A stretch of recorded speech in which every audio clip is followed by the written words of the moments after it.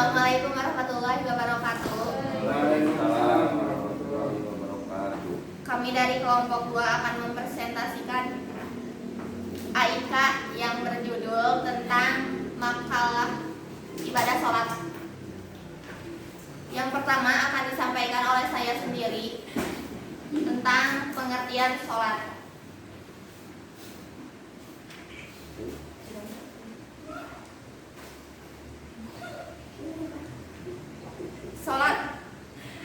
Sholat secara bahasa berarti berdoa, memohon kebaikan dan pujian.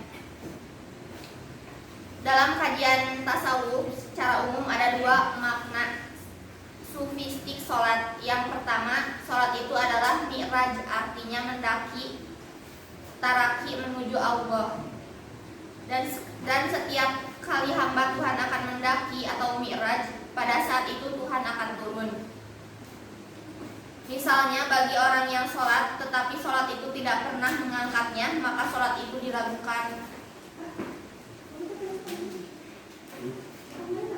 Karena tujuan dari sholat bukan sekedar gerakan badan, tetapi adanya keterkaitan hati dengan Allah.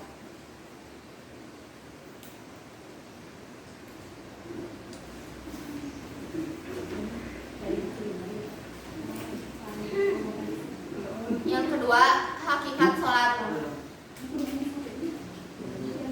Ibnu Qayyim rahimahullah menguraikan hakikat sholat.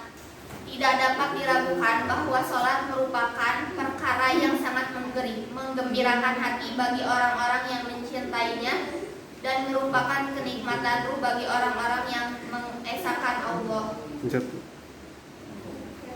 Sholat merupakan rahmat Allah yang dianugerahkan kepada hambanya. Allah memberi petunjuk kepada mereka untuk bisa melaksanakannya dan memperkenalkannya sebagai rahmat bagi mereka dan kehormatan bagi mereka. Dengan sholat, hati seorang hamba dan seluruh anggota tubuh beribadah. Allah menjadikan untuk hati lebih sempurna, lebih besar, yaitu berupa menghadap kepada Rabb-Nya Subhanahu wa ta'ala, bergembira dan merasakan kelezatan berdekatan dengannya, merasakan nikmat dengan mencintainya, riang gembira menghadap kepadanya, tidak berpaling kepada selainnya. Yang ketiga, mengapa Allah menyuruh kita untuk sholat atau mewajibkan kita untuk sholat?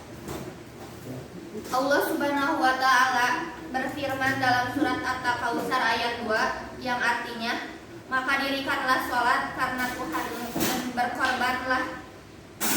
Ayat tersebut menunjukkan betapa pentingnya menjalankan ibadah yang satu ini. Bahkan Allah mengancam manusia yang lalai dalam mengerjakan sholat dengan ancaman yang keras dalam surat Al-Ma'un ayat 4-5 yang artinya, maka kecelakaanlah bagi orang-orang, yaitu orang yang lalai dengan sholatnya. Allah memerintahkan untuk sholat sebagai pembeda antara yang mukmin dan yang kafir. Selain itu, sholat juga ibadah yang membuat kita lebih dekat dengan Allah. Dalam sebuah hadis qudsi dikatakan, kedekatan seorang hamba kepadaku seperti sesuatu yang fardukan atau wajib padanya, dan tidak henti-hentinya seorang hamba mendekatkan diri kepadaku dengan amalan-amalan sunat sehingga aku mencintainya, maka aku menjadi telinga yang ia pergunakan untuk mendengar, menjadi mata yang ia dipergunakan untuk melihat. Jika ia meminta padaku, sungguh aku akan memberikannya, dan bila ia berdoa kepadaku, niscaya aku akan mengabulkan.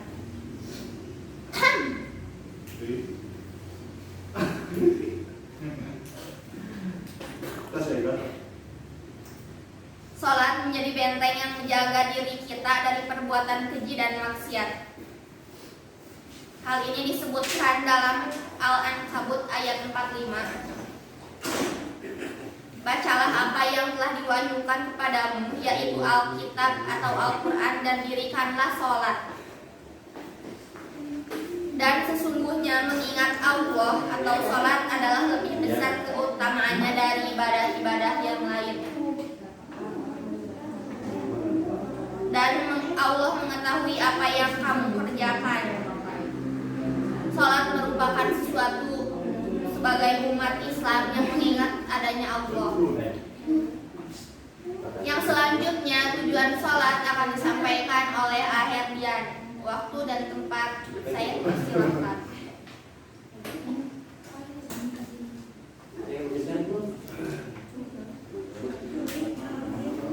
Belum, kamu jadi ya saya share. Udah berada di bawah Tujuan sholat. Tujuan Allah menciptakan kita adalah untuk beribadah dengan amal kebaikan dan menyembah kepadanya. Sholat menjadi dasar yang pedoman dan pedoman dari setiap aktivitas kehidupan manusia. Karena sholat adalah amalan yang pertama kali akan dihisab di akhirat kelak. Oleh karena itu, sholat merupakan ibadah yang mengatur segala aktivitas, baik itu diperintahkan maupun dilarang Tuhan.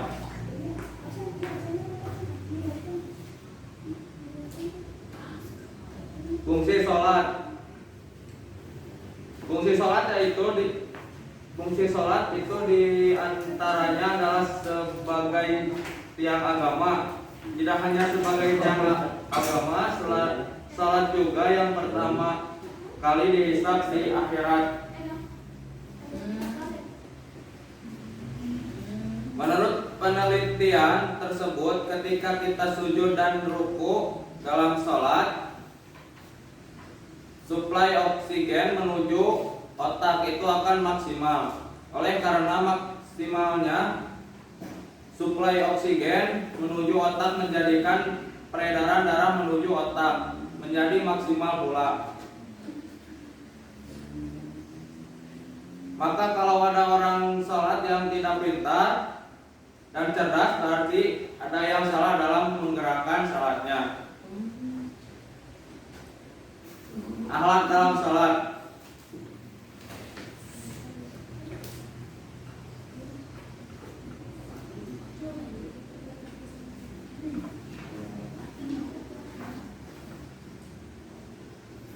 Dalam ibadah salat terdapat pesan yang luar biasa jika manusia mau menelaah dan memahaminya.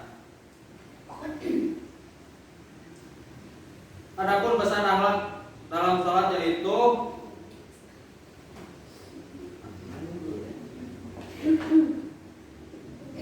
bacalah apa yang telah diwahyukan kepadamu, yaitu Alkitab, Al-Quran, dan didirikan sholat. Sesungguhnya sholat itu mencegah dari perbuatan-perbuatan keji dan mungkar. Dan sesungguhnya mengingat Allah, sholat adalah lebih besar keuntungannya dari ibadah yang lain. Dan Allah mengetahui apa yang kamu kerjakan. Al-Baqarah ayat 45.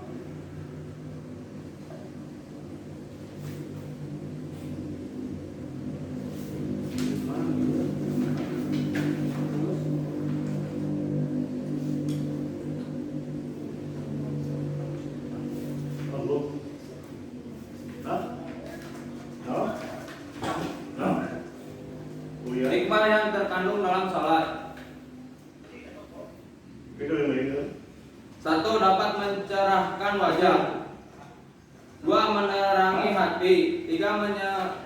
Menyehatkan badan. 4. Menjadi faktor ketenangan dalam kubur.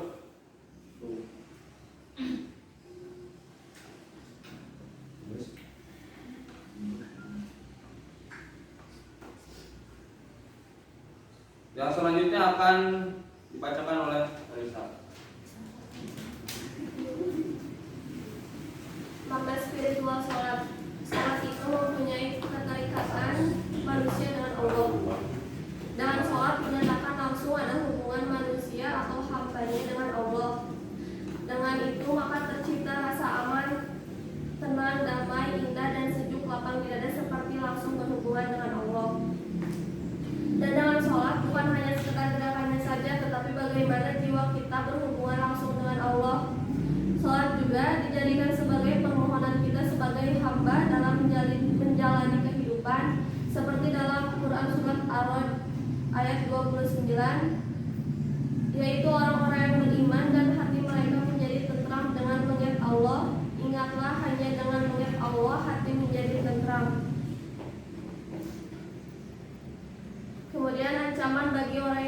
meninggalkan sholat.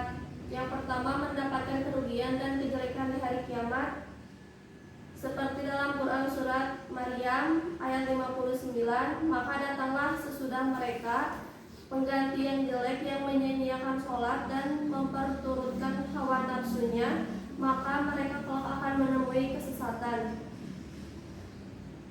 Yang kedua, tidak bisa sujud di hadapan Allah pada hari kiamat. Dalam Quran surat Al-Qalam ayat 43, pada hari betis disingkapkan dan mereka dipanggil untuk bersujud, maka mereka tidak puasa, pandangan mereka tunduk ke bawah, lagi mereka diliputi kehinaan, dan sesungguhnya mereka dahulu di dunia disuruh untuk bersujud dan mereka dalam keadaan sejahtera.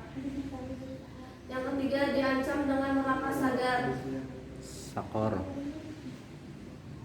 Seperti dalam Quran surat Al-Mudaththir ayat 42-43, apa yang menyebabkan kamu masuk neraka?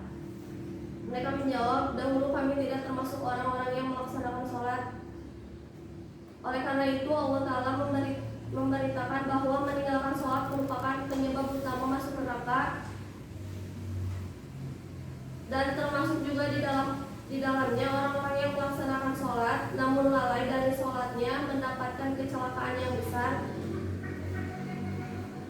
Dalam Quran surat Al-Ma'un ayat 4-5, maka celakalah bagi orang-orang yang sholat, yaitu orang-orang yang lalai dari sholatnya. Sekian dari kelompok kami, mohon maaf bila ada Pertanyaannya dikirim ke grup. kesalahan-kesalahan Setiap pertanyaan di grup. kesalahan-kesalahan dari kata. Untuk sesi pertanyaan bisa dilanjutkan di grup. Wabillahi taufiq wal hidayah. Wassalamualaikum warahmatullahi wabarakatuh.